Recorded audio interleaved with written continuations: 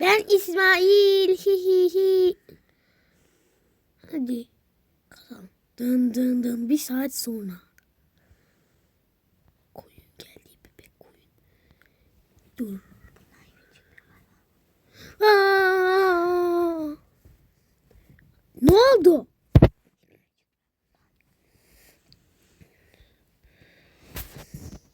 Hiçbir şey çıkmıyormuş. Hiç bilmiyorum.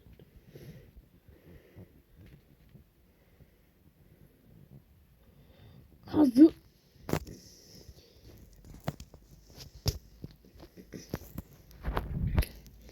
İşte arkadaşlar burada şeyim var. Eşyalarım.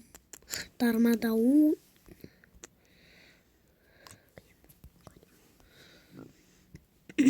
Koyacak yer kalmadı. Bu da yok. Hadi.